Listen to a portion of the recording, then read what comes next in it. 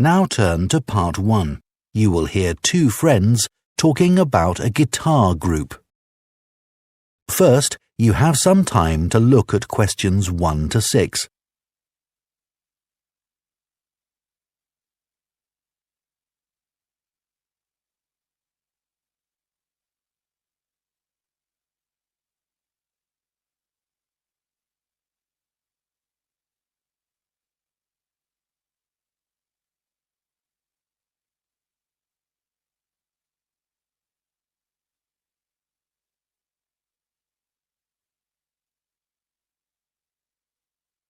Now listen carefully and answer questions 1 to 6.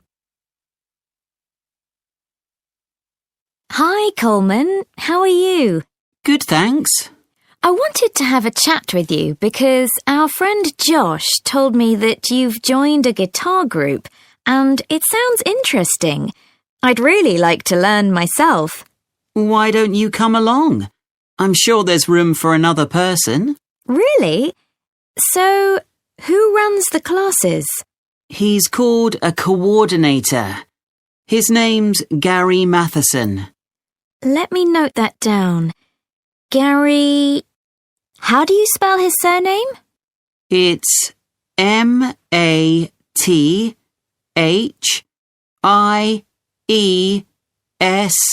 Matheson. Right, thanks. He's retired, actually, but he's a really nice guy, and he used to play in a lot of bands. Thanks. So, how long have you been going? About a month now. And could you play anything before you started? I knew a few chords, but that's all. I'm sure everyone will be better than me. That's what I thought too. When I first spoke to Gary on the phone, he said it was a class for beginners, but I was still worried that everyone would be better than me. But we were all equally hopeless. Oh, that's reassuring. So, where do you meet? Well, when I joined the group, they were meeting in Gary's home. But as the group got bigger, he decided to book a room at the college in town. I prefer going there. I know that place. I used to go to tap dancing classes there when I was at secondary school. I haven't been since, though, and I can't remember what road it's in. Is it Lock Street? It's just beyond there, at the bottom of New Street, near the city roundabout. Yes, of course. The guitar club is on the first floor in room T347. Right. And when do you meet? Is it at the weekend? We meet on Thursdays. It used to be 10:30, and that suited me well. But now we meet at 11. The class that's in there before us asked if they could have the room for another 30 minutes. Oh, I see. Well, I'd love to come, but I don't have a guitar. Well, you can always buy a second-hand one. There's a website called The Perfect Instrument that sells all kinds of guitars, violins, and so on. I'm sure you'll find something there. Before you hear the rest of the conversation, you have some time to look at questions 7 to 10.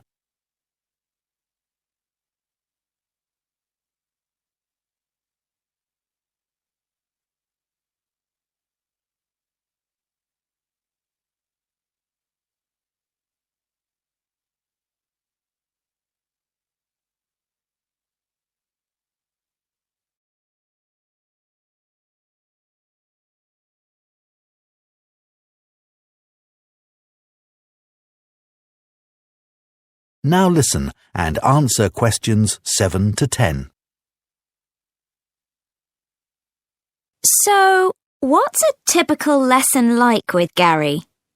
Well, he always starts by getting us to tune our guitars. That takes about 5 minutes.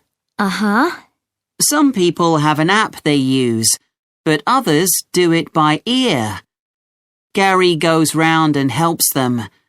And while he's doing that, he tells us what he's going to do during the lesson. Right. First, we usually spend about 10 minutes doing some strumming. So, is that using... what are they called? Plectrums? No, we just use our thumbs. Oh, much easier. Gary reminds us where to put our fingers for each chord, and then we play them together. Sometimes we all just start laughing because we're so bad at keeping time. So Gary starts clapping to help us. Do you learn to play any songs? Yes, we do at least one song with words and chords. I mean, that's harder than you think. Oh, I'm sure it is. That part of the lesson takes about 15 minutes. He often brings a recording of the song and plays it to us first. Then he hands out the song, and if there's a new chord in it, we practice that before we play it together, but really slowly. Do you do any finger picking? That's the last 10 minutes of the lesson, when we pick out the individual notes from a tune he's made up. It's always quite simple. That must be hard, though. It is. But people like it because they can really concentrate. And if we're all playing well, it sounds quite impressive. The only trouble is that he sometimes gets us to play one at a time. You know, alone. Oh, that's scary. It is. But I've got used to it now. At the end, he spends about 5 minutes telling us what to practice for the following week. Well, thanks, Coleman. I'll go and have a look at that website, I think. That is the end of part 1.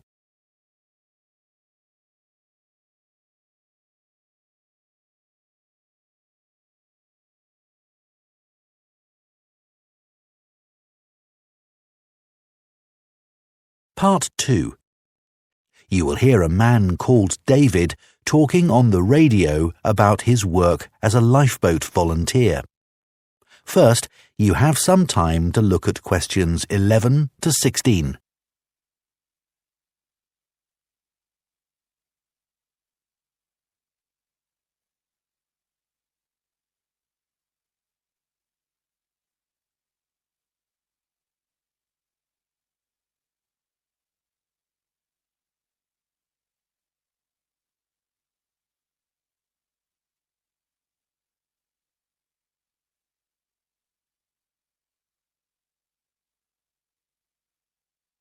Now listen carefully and answer questions 11 to 16. I never really planned to be a lifeboat volunteer when I came to live in North Sea. I'd been working in London as a website designer, but although that was interesting, I didn't like city life. I'd been really keen on boats as a teenager, and I thought if I went to live by the sea, I might be able to pursue that interest a bit more in my free time. Then I found that the Lifeboat Institution was looking for volunteers, so I decided to apply. The Lifeboat Institution building here in North Sea is hard to miss. It's one of the largest in the country. It was built 15 years ago, with funds provided by a generous member of the public who'd lived here all her life. As the Lifeboat Institution is a charity that relies on that kind of donation, rather than funding provided by the government, that was a huge help to us. When I applied, I had to have a health assessment. The doctors were particularly interested in my vision. I used to be short-sighted, so I'd had to wear glasses, but I'd had laser eye surgery 2 years earlier, so that was okay. They gave me tests for colour blindness, and they thought I might have a problem there, but it turned out I was okay. When the Coast Guard gets an alert, all the volunteers are contacted and rush to the lifeboat station. Our target's to get there in 5 minutes. Then we try to get the boat off the dock and out to sea in another 6 to 8 minutes. Our team's proud that we usually achieve that.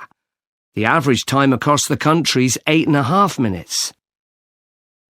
I've recently qualified as what's called a helmsman, which means I have the ultimate responsibility for the lifeboat. I have to check that the equipment we use is in working order. The crew have special life jackets that can support up to 4 people in the water, and it's ultimately my decision whether it's safe to launch the boat. But it's very rare not to launch it, even in the worst weather. As well as going out on the lifeboat, my work involves other things too. A lot of people underestimate how quickly conditions can change at sea, so I speak to youth groups and sailing clubs in the area about the sorts of problems that sailors and swimmers can have if the weather suddenly gets bad. We also have a lot of volunteers who organise activities to raise money for us, and we couldn't manage without them. Before you hear the rest of the talk, you have some time to look at questions 17 to 20.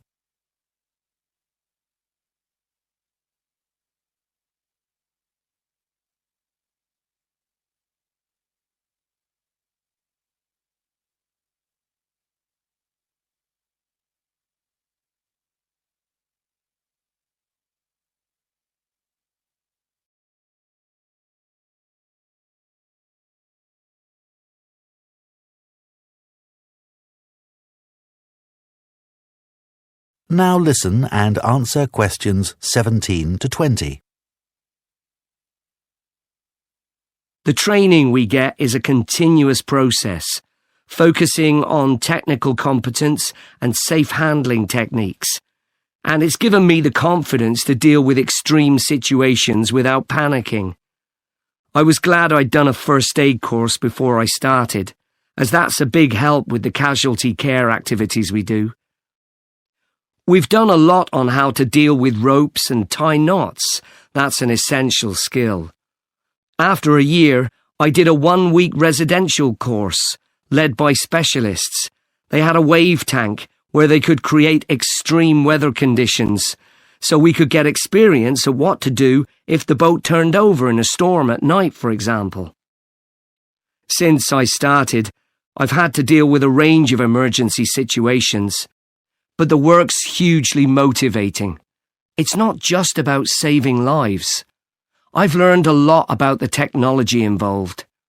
My background in IT's been useful here, and I can use my expertise to help other volunteers. They're a great group. We're like a family, really, which helps when you're dragging yourself out of bed on a cold, stormy night. But actually, it's the colder months that can be the most rewarding time. That's when the incidents tend to be more serious, and you realise that you can make a huge difference to the outcome.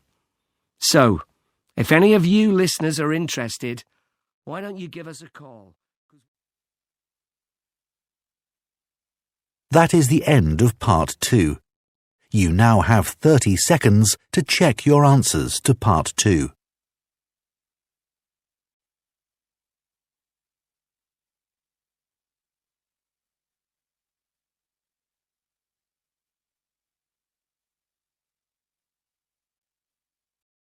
Part 3. In this section, you will hear a discussion between 3 people in a university tutorial. In the first part of the discussion, they're talking about city traffic and the motor car. First, look at questions 21 to 24.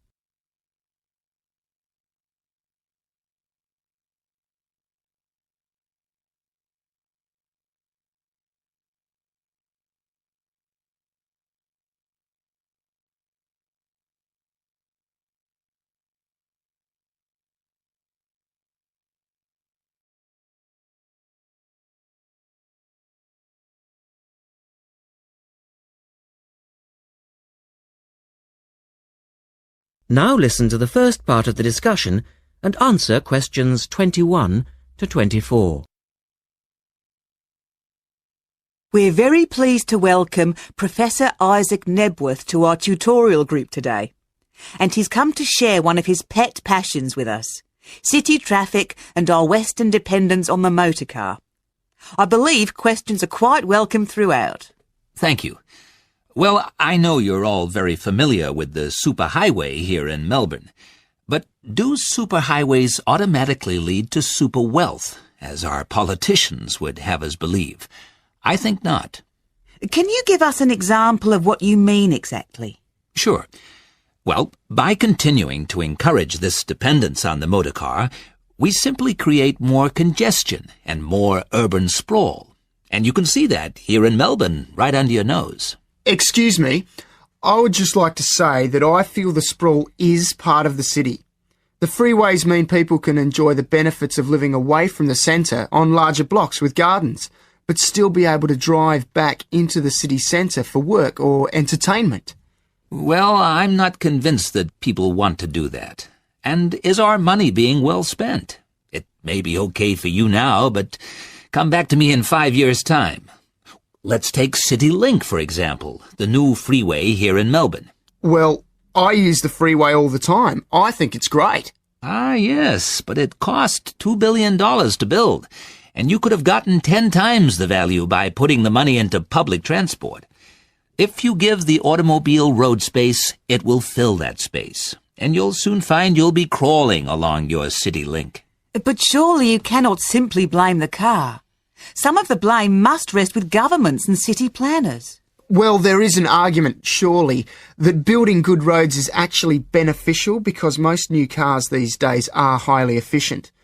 They use far less petrol than in the past, and emissions of dangerous gases are low.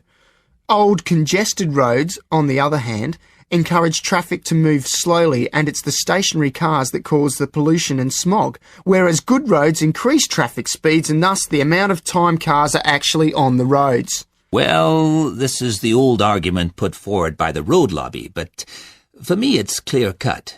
Roads equal cars, which equal smog. Public transport is the way to go. In the second part of the discussion, the professor talks about public transport in different cities. Look at questions 25 to 30 first.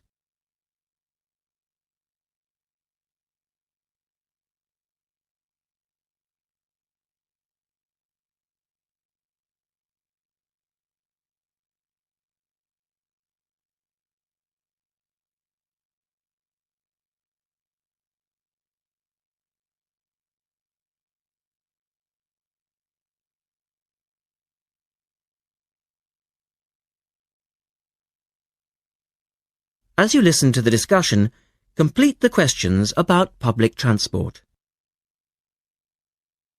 Now, on that topic of public transport, I read somewhere recently that Australia isn't doing too badly in the challenge to increase the use of public transport. Better than America, granted.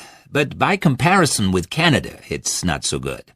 For instance, if you compare Toronto with the U.S. metropolis of Detroit, only 160 kilometers away, in Detroit, only 1% of passenger travel is by public transport, whereas in Toronto it's 24%, which is considerably better than Sydney, which can only boast 16%. Well, I think it's encouraging that our least car-dependent city is actually our largest city. 16% of trips being taken on public transport in Sydney isn't too bad. But it's a long way behind Europe. Take both London and Paris, for instance, where 30% of all trips taken are on public transport. Well, they do both have an excellent underground system. And Frankfurt comes in higher still at 32%. I understand that they've been very successful in Copenhagen at ridding the city of the car. Can you tell us anything about that experiment? Yes, indeed. Copenhagen is a wonderful example of a city that has learned to live without the motor car. Back in the 1960s, they adopted a number of policies designed to draw people back into the city. For instance, they paid musicians and artists to perform in the streets. They also built cycle lanes, and now 30% of the inhabitants of Copenhagen use a bicycle to go to work. Sydney, by comparison, can only boast 1% of the population cycling to work. It could have something to do with all the hills? Then they banned cars from many parts of the city, And every year, 3% of the city parking is removed. And by constantly reducing parking, they've created public spaces and clean air. Really?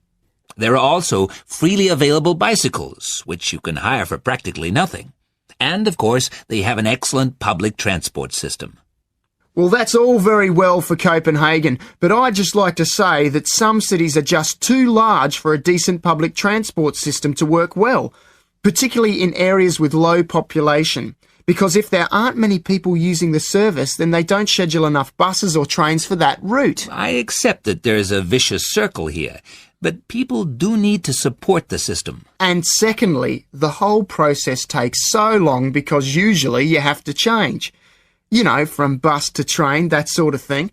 And that can be quite difficult. Ultimately, it's much easier to jump in your car. And often it turns out to be cheaper. Sure, but cheaper for whom? You or society? We have to work towards the ideal and not give in all the time because things are too difficult. Anyway, let's move on to some of the results of the survey, which I think you'll agree. That is the end of section 3. You now have half a minute to check your answers.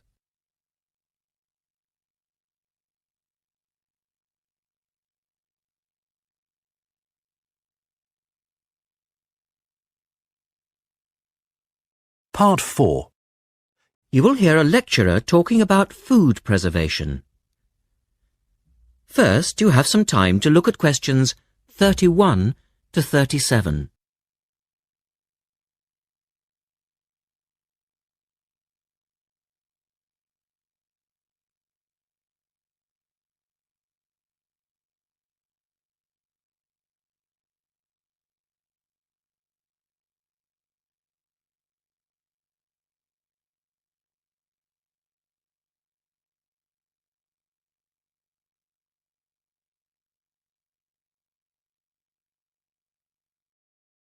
Now listen carefully and answer questions 31 to 37. In today's lecture, I'd like to look at the topic of food preservation and start by asking the obvious question, why do we need to preserve food? Well, apart from keeping it fresh for our daily needs, many foods, such as fruit and vegetables, are only available at certain times of the year, so if we want to be able to eat these foods all year round, we need to preserve them. We also need to preserve food for export overseas to make sure that it doesn't perish in transit. And lastly, we need to be able to preserve food for when there are food shortages. There are a number of methods of preserving food which involve both high and low temperatures, chemicals, irradiation, and drying. Let's have a look at these in turn. In the 1870s, the French scientist Louis Pasteur showed that microorganisms in food could be destroyed by raising the temperature of the food, a process now known as pasteurization. This involves heating milk to just 65 degrees Celsius for 30 minutes. A new method, the ultra-high temperature, or UHT process, involves heating milk to 150 degrees Celsius for 3 seconds. The advantage of treating milk in this way is that it lasts much longer, though I tend to feel, and I'm sure many of you would agree, that taste is somewhat sacrificed in the UHT process. Tin cans were first used in the early 1800s to store and preserve food. Just as they are now, the cans were tin-plated steel containers, and the process had the advantage of being cost-effective. Unfortunately, however, there were many early cases of food poisoning because the canning process was not fully understood at that stage. We now know the exact temperature and length of time each food needs for proper preservation, which has greatly reduced the risk of food poisoning. People living in cold climates often preserve food by burying it in the snow, and the Romans knew all about the advantages of packing food in ice. But for most people, this was not an option until the invention of the refrigerator in 1834. Today, however, refrigeration is the most important means of preserving food because the food stays fresh without needing to be treated. However, refrigeration requires an electricity supply, and unfortunately, if the power goes off, so does the food. A variety of chemicals can be added to food, and you'll find their names listed on the labels of cans and bottles. Salt is probably the oldest of all the chemical preservatives, and was used by many ancient civilizations for many years. Sugar also acts as a preservative, and is used to preserve jams in much the same way that vinegar is used to pickle foods. Chemical preservatives are effective, but they do not suit all foods, and the processes involved are time-consuming. Another method of preserving food is by drying it. Most foods are 75% to 90% water, so if you remove the water, the microorganisms simply can't survive. When food is dried, it not only lasts a long time, but it also becomes much lighter, which is a big advantage, as this makes it cheap to store. Though some people argue that valuable nutrients are lost in the process. In the second part, the speaker describes the process of drying food. Look at questions 38 to 40.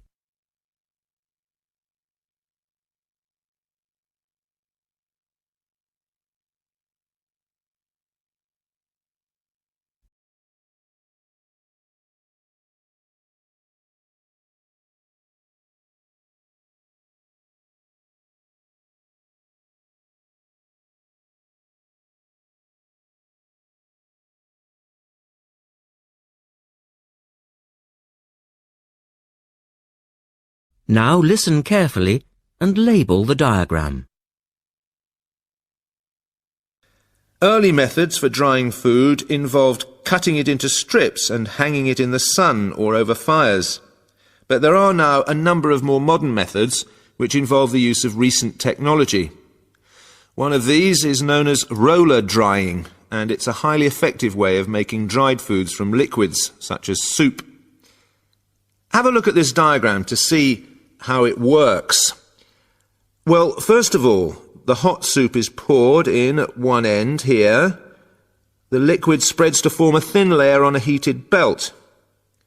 The liquid dries as it moves along. By the time it reaches the end of the belt, all the water has evaporated, leaving only dry powder. A blade then scrapes the dried material off the roller and captures it in powder form. All you have to do is add boiling water, and you have your hot soup back again, ready to drink. Another method is called freeze drying, and for those of you who still remember... That is the end of part 4.